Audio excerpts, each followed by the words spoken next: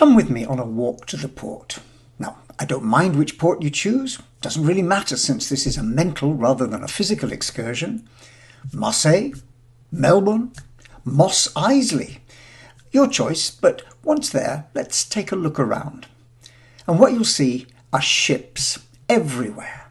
Whether they're small sailcraft or giant cargo ships, rowing boats or supertankers. Or if we're in the Star Wars kind of spaceport, sleek needle-sharp fighters, large lumbering space freighters, heavy armoured transgalactic traders, small shuttle ships nudging in and out of them all. Same picture. Ships. Now, they're not there for decoration. They've got a common purpose, which is to undertake journeys. They have a mission. They're trying to reach a destination through uncertain spaces, and they hope to return safely, having fulfilled that mission and ready to undertake the next. Now, this is our innovation metaphor, the idea of a journey from initial idea to something that creates and captures value from that idea. And we've looked at this and the generic stages and indeed some of the influences. But now we need to think in terms of more specific voyages involving specific craft. Just like those ships hanging around in our port, there'll be differences, despite the fact that the underlying pattern of a journey remains the same. So, let's look briefly at some of the differences in context which are likely to have an influence on our innovation journey. In particular, we'll look at the advantages, the characteristics of our ship and crew which might help us make a successful voyage, but we'll also look at the specific challenges which making that journey in our kind of ship will involve. So, just as in our port there are all sorts of ships and voyages, so there's plenty in the innovation world. But to begin, let's concentrate on 5 common craft. The startup, the scale-up, the established mature organisation, an organisation in the public sector trying to innovate, and an organisation trying to do something in the direction of social innovation. Now, of course, these are archetypes, but there's enough difference between them to underline the need to think about managing innovation differently in each context. In reality, there'll be mixtures of these, and particularly in larger organisations, many of these existing or coexisting under the same roof. But the key point is that each of them represents a different context in which innovation happens. Each has advantages which can be mobilised to help succeed, but challenges which will require careful attention. For example, large and mature firms have the weight of experience plus a strong resource base in their favour. Their challenges are often rigidity, lack of risk-taking. By contrast, startups are highly focused, ready to seize risks, but may lack the resources to support them very far on that journey. Or public sector institutions, again, a strong resource base, but may well lack the motivation for innovation which the competitive dynamics of a commercial world bring. At the same time, their concern to balance reliability in the provision of service against risk often leads them to a bias towards playing safe. And social innovators, often powerfully motivated by real concern for others, but the desire to do good can sometimes mask the realities of needing to ensure a viable business model, an architecture along which their positive ideas can really create value. So let's look at each of these contexts in a little more detail. Our startup, well, essentially here this is all about hacking away through a jungle of uncertainty, not quite sure of the direction because it changes as you work your way around unexpected obstacles. And you've got limited resources, just what you and your small team can carry on your backs. By contrast, a scale-up is a place where you've built something. It works, you've launched it, and you've had some modest local success. You've proved that you can create value, but now you need to scale things, to begin to build in more systematic fashion, to reach further, wider, and to grow internally as you begin to need more specialist knowledge, and to build your external networks into an ecosystem.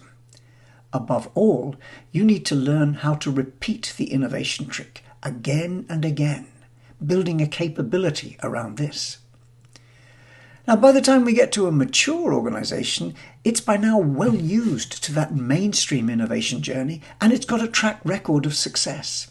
There are structures and systems in place, good links with external players, and an ability to manage the exploit side of incremental innovation very well. But there's also a nagged sense that they may have lost their entrepreneurial mojo, that capability to think and act outside the box. And it may be that things in their sector are hotting up. The pace of change means there's a risk of disruption, and there's a real worry about having the capability to deal with it. Now, the underlying metaphor here is one of families, generations, trying to find ways to maintain the organization over time through stewardship of what's currently happening, while simultaneously bringing on the next generation to take the organization into the future, perhaps in surprisingly new directions. Now, a public sector organization is essentially one involved in delivering services, education, healthcare, law and order, and doing so reliably and at a high level of quality, despite often increasing pressure on the budget for doing so. So innovation is categorically not the name of the game. In fact, innovation beyond incremental improvement carries risk, and that's something that organizations in the public sector often want to avoid. Risks mean the possibility of failure, and the sector is rather unforgiving of that. Better play safe, deliver on target, that's the dominant theme. And yet, inside those organizations, there's a committed staff, people who care about service and improving it, and they represent a powerful innovation potential, even if there aren't necessarily the formal structures which make innovation happen, the ones we might see in the private sector. So there may be two worlds around innovation here. A formal, slow and steady improvement culture, and a hidden guerrilla group of activities experimenting with more radical innovation approaches. And part of the challenge is about finding the right balance between these. And social innovators, essentially driven by the need to create social value from ideas, making the world in some way a better place. Now, this might often be something happening on a small scale, but it can also form the basis of change activity within larger non-governmental organisations, places like the Red Cross, Save the Children, Oxfam, or agencies inside the United Nations system.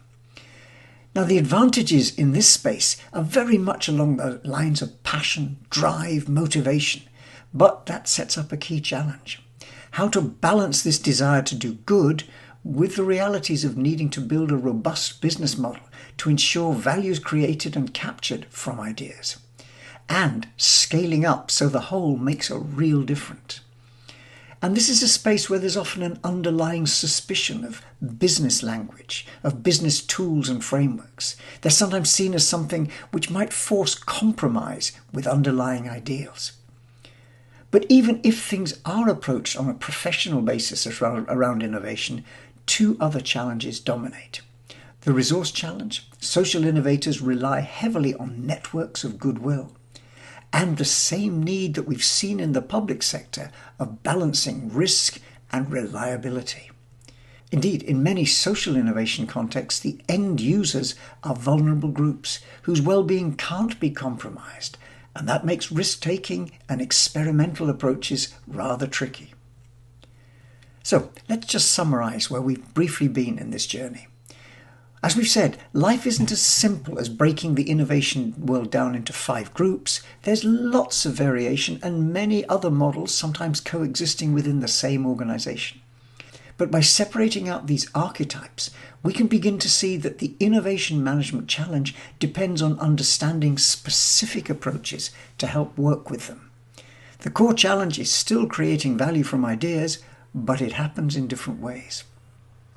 And the good news is that there's a lot we know about each of these contexts. And more important, plenty of tools, structures, enabling mechanisms with which managers can get to work.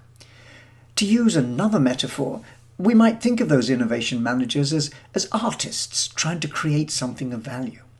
They might work in different ways, painting, drawing, sculpture, but they're all trying to get to the same place.